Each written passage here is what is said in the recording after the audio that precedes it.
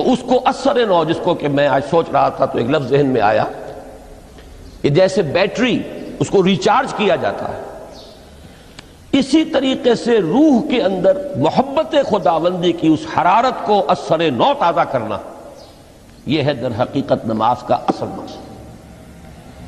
اس لیے کہ اس لفظ کا بنیادی مفہوم، اصل لغوی مفہوم تو یہ، اگرچہ اس کا سب سے زیادہ کثرت سے جو استعمال ہوتا ہے، اور لفظ صلاۃ جس سے در حقیقت جس تصور پر مبنی ہے وہ ہے اقدام، کسی کی طرف متوجہ ہونا اور پھر دعا۔ صلاۃ کا سب سے قریبی مفہوم لفظی جب بیان کیا جائے گا، اس سے مراد، اس کے معنی تو دعا اس میں اہم ترین ہے۔ کسی کی طرف توجہ کرنا، مناجات کرنا، گفتگو کرنا، مخاطبہ، مکالمہ، دعا، یہ در حقیقت صلاۃ کا سب سے بڑا اصطلاحی مفہوم ہے۔ لیکن جو اس کا مادہ ہے، صاد لام واو یا صاد لام یا، اس کا اصل مفہوم جو ہے وہ تاپنا، حرارت حاصل کرنا۔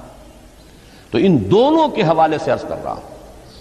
وہ تاپنا اور حرارت حاصل کرنا وہ ہے روح کے اعتبار سے۔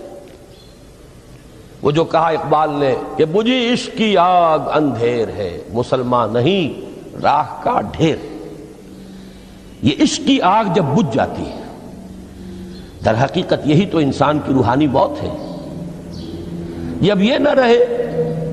تو چاہے منطق میں بہت انسان ماہر ہو۔ مجھے اقبال کا ایک شعر یاد آیا ہے، تقابل کرتے ہوئے ایک انسان محکوم اور ایک انسان حر، آزاد انسان، ان کی نفسیات میں جو بنیادی فرق علامہ اقبال نے مختلف مواقع پر بیان کیے ہیں۔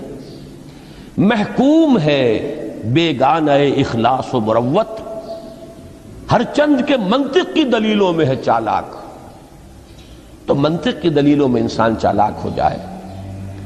اور وہ لغت ہائے حجازی کا وہ ایک خزانہ بن جائے، اسے تمام الفاظ کے معنی یاد ہو، وہ بڑے مسائل فقہ کے اسے ازبر ہو، جزیات، بے انتہا جزیات جو ہیں وہ مستحضر ہو، فلسفے کے بڑے بڑے مسئلے اس نے حل کر لیے ہوں، لیکن اگر روح میں وہ اللہ کی محبت کی آگ نہیں ہے، وہ تپش نہیں، بجھی عشق کی آگ اندھیر ہے، مسلمان نہیں راہ کا ڈھیر۔ اسی کے حوالے سے آج مجھے یاد آیا تھا کہ وہ جو بڑی سادہ سی ایک نظم ہے، اللہ تعالیٰ سے دعا، یا رب دل مسلم کو وہ زندہ تمنا دے، اس میں بھی جو الفاظ آئے ہیں جو روح کو گرما دے اور قلب کو تڑپا دے، یہ ہے اصل جو مقصود ہے نماز کا۔ اور یہی وہ چیز ہے جیسا کہ میں نے عرض کیا تھا کہ نگاہوں سے اوجھل، یہ پہلو سامنے ہے ہی نہیں، دوسرا پہلو سامنے ہے اور وہ بھی میرے نزدیک بہت اہم ہے، بہت بنیادی ہے، اس میں کوئی شک نہیں، لیکن یہ ہے بلند ترین منزل کہ تقرب الی اللہ، اس کے لیے در حقیقت یہ کس لیے درکار ہے؟ روح کے اندر عشق کی حرارت اور گرمی تازہ ہو جائے۔ بسا اوقات یہ اندر دب جاتی ہے، جیسے انگارہ ہوتا ہے آگ کا، اس کے اوپر خاک اور راکھ آ جاتی ہے، اندر کچھ ہوتی ہے، آگ دبی ہوئی سمجھ، آگ بجھی ہوئی نہ جان، اس دبی ہوئی آگ کو پھر ایک شعلہ بنانا، پھر اس کے اندر ایک حیات تازہ پیدا کرنا، یہ ہے نماز کا اہم ترین اور بلند ترین مقصد۔ لیکن اس کے ساتھ ہی اس نماز میں ذکر ہونا، اس کا یہ ذکر ہے، اور ذکر کی جب میں فہرست بیان کیا کرتا ہوں بہت سے حضرات کے سامنے ہوگا کہ ذکر کا در حقیقت مفہوم ہے استحضار اللہ فی القلب۔ ہمارے ہاں غلطی سے جو ذرائع ذکر ہیں انہیں ذکر قرار دے دیا گیا ہے۔ نماز ذکر نہیں ہے، نماز ذکر کا ذریعہ ہے۔ اقیم الصلاۃ لذکری، نماز قائم کرو میرے ذکر کے لیے۔ یہ اللہ اللہ کہنا یا ادعیہ معصورہ جو حضور صلی اللہ علیہ وسلم کی مسنون دعائیں ہیں، انہیں اپنے تمام معمولات دنیاوی کے ساتھ ساتھ ان دعاؤں کو بھی انسان پڑھتا رہے، اللہ سے دعا کرتا رہے، یہ تمام ذرائع ذکر ہیں۔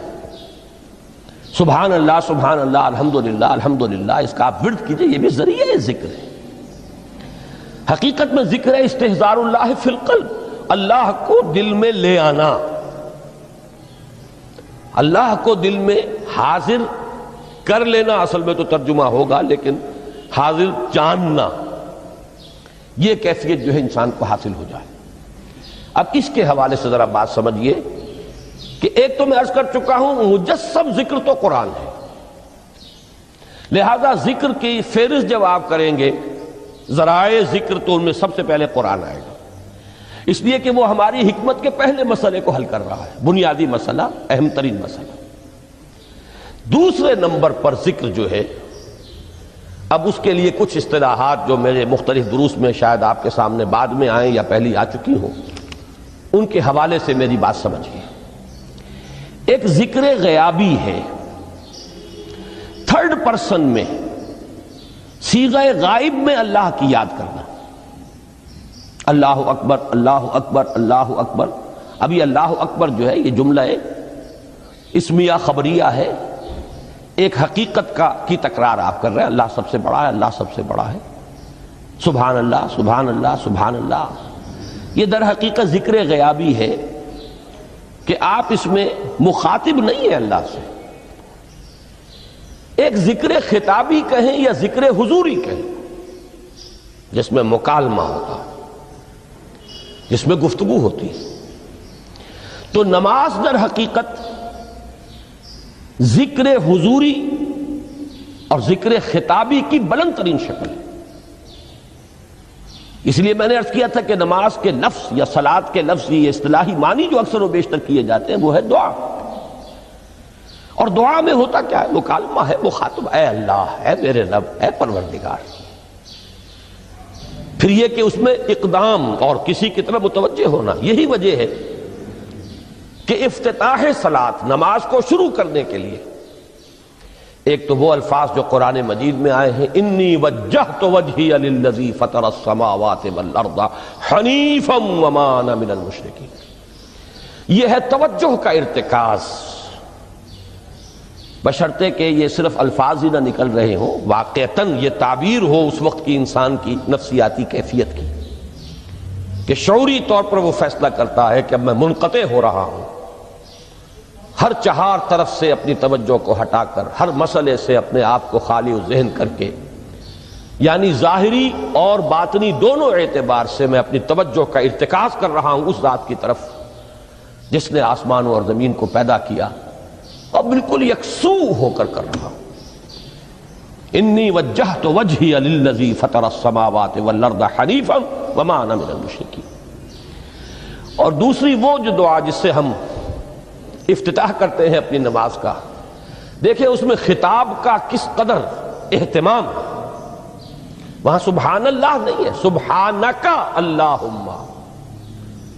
پاک ہے تو اے رب ہمارے، وبحمدک وتبارک اسمک وتعالی جدک۔ اب آپ غور کر رہے ہیں، یہ ہے تخاطب، براہ راست مخاطب ہونا شروع ہو رہی ہے۔ تو سب سے پہلی بات تو یہ ہوئی کہ ذکر کی ایک شکل ہے ذکر غیابی، دوسری ذکر حضوری، اور ذکر حضوری یا ذکر خطابی کی بلند ترین منزل، بلند ترین اس کا ذریعہ نماز۔ اس کو ایک پہلو سے اور سمجھ لیجئے، سورہ فاتحہ جب پھر ہم پڑھتے ہیں جسے الصلاۃ کہا گیا ہے، جو لب لباب ہے، خلاصہ ہے، اس میں پھر تدریجاً غیاب سے حضور کی طرف پیش قدمی ہوتی ہے۔ الحمدللہ رب العالمین الرحمن الرحیم مالک یوم الدین، یہ ذکر غیابی ہے، اس میں ابھی خطاب نہیں آیا، یہ وہی جملہ اسمیہ ہے، کل تعریف اس اللہ کے لیے ہے جو تمام جہانوں کا پروردگار ہے، مالک ہے، جو رحمان ہے، رحیم ہے، جزا و سزا کے دن کا مختار و مالک ہے۔ اب یہ غیاب سے حضور کی طرف، ایاک نعبد و ایاک نستعین اہدنا الصراط المستقیم، یہ ہے وہ۔ اب پہلے ایک معاہدہ ہے، ایک اقرار ہے، اعتراف ہے، وعدہ ہے، اور پھر دعا ہے، استدعا ہے کہ حضور نے فرمایا یقول اللہ تعالی، اللہ یہ فرماتا ہے، اسی لیے اس کو حدیث قدسی کہیں گے۔ قسمت الصلاۃ بینی و بین عبدی نصفین، میں نے نماز کو اپنے اور اپنے بندے کے مابین آدھا آدھا تقسیم کر دیا ہے۔ اب یہاں تک تو جملہ ہے اللہ کا، یہ ہے حدیث قدسی۔ اب آگے جو ہے نریشن اس کی جو ہے حضور صلی اللہ علیہ وسلم کی جانب سے ہے، یعنی خبر دے رہے ہیں وہ اللہ کی طرف سے ہی۔ ویسے تو تمام احادیث ہی گویا کہ ہم سمجھتے ہیں انسپائرڈ تو اللہ کی طرف سے ہی ہے، لیکن یہ کہ جہاں صراحت ہو کہ اللہ کہتا ہے وہ حدیث قدسی ہے۔ تو یقول اللہ تعالی قسمت الصلاۃ بینی و بین عبدی نصفین، یہاں تک تو حدیث قدسی ہے۔ اب دوسری عام حدیث ہے، اذا قال العبد الحمد للہ رب العالمین یقول اللہ تعالی حمدنی عبدی، جب بندہ کہتا ہے الحمدللہ رب العالمین، پروردگار کہتا ہے میرے بندے نے میری حمد کی۔ جب بندہ کہتا ہے الرحمن الرحیم، پروردگار فرماتا ہے اثنا علی عبدی، میرے بندے نے میری ثنا کی، بڑی تعریف کی۔ جب بندہ کہتا ہے مالک یوم الدین، اللہ فرماتا ہے مجدنی عبدی، میرے بندے نے میری بڑی بزرگی بیان کی ہے، تمجید کی ہے۔ پھر جب بندہ کہتا ہے ایاک نعبد و ایاک نستعین، اللہ فرماتا ہے ھذا ما بینی و بین عبدی ولعبدی ما سأل، یہ ہے میرے اور میرے بندے کے درمیان۔ یہ تو معاہدہ ہے نا، معاہدے میں تو دو فریق جکڑے جاتے ہیں، بند جاتے ہیں، یہ میرے اور میرے بندے کے درمیان ہے، اور میرے بندے نے جو طلب کیا میں نے دیا، اس لیے کہ اس میں طلب بھی تو ہے، ایاک نستعین، تیری مدد چاہتے ہیں، یہ طلب ہے۔ اسی کی شرح ہے جو اب آخری 3 آیتیں ہیں، پروردگار ہم تیری مدد چاہتے ہیں، پروردگار ہم تیری ہی بندگی کرتے ہیں اور کریں گے، اور تیری ہی مدد چاہتے ہیں، چاہیں گے۔ اگر حال میں اس کا ترجمہ کریں گے زمانہ حال کے اعتبار سے، اس لیے کہ فعل مضارع میں تو دونوں موجود ہیں، شامل ہیں، تو یہ ایک اعتراف ہے، اظہار حال ہے۔ اللہ کرے کہ وہ واقعتاً صحیح اظہار حال ہو، ہم واقعی اللہ کی بندگی کرتے ہوئے یہ کہیں کہ ایاک نعبد، ورنہ اگر ہماری اصل صورتحال سے وہ مطابقت نہ رکھتا ہو تو پھر تو ایک طرح کا جھوٹ ہو جائے گا، غلط بیانی ہو جائے گی۔ ایاک نعبد، تیری ہی بندگی کرتے ہیں، اور مستقبل میں کیجئے، کریں گے، یہ ہے عہد، تیری ہی مدد چاہتے ہیں، تجھی سے مدد طلب کرتے ہیں، تجھی سے مدد چاہتے رہیں گے۔ اس کے لیے فرمایا وَلِعَبْدِ مَا سَأَلَ، اور پھر اس کے بعد وہ استدعا ہے اهدنا الصراط المستقیم صراط الذین انعمت علیہم غیر المغضوب علیہم ولا الضالین۔ اس حدیث میں اس کو ایک ہی جملے کو لیا گیا ہے، ایک ہی جملے کی حیثیت سے۔ جب بندہ یہ کہتا ہے تو اللہ فرماتا ہے ھذا لعبدی ولعبدی ما سأل، یہ خالص میرے بندے کے لیے ہے، اس بندے نے ایک درخواست پیش کی ہے اور میں نے گرانٹ کی، وہ اپلیکیشن، وہ ریکویسٹ گرانٹڈ ہم نے دے دی، ولعبدی ما سأل۔ یہ ہے اس کی تاثیر کا عالم، بشرطے کے معاملہ وہ شعور کے ساتھ، بشرطے کے مطابقت ہو ظاہر اور باطن کی، بشرطے کے مطابقت ہو قول اور فعل کی، تو اس کا اتنا اونچا مقام ہے کہ ایک ایک جملہ ادھر ادا ہوا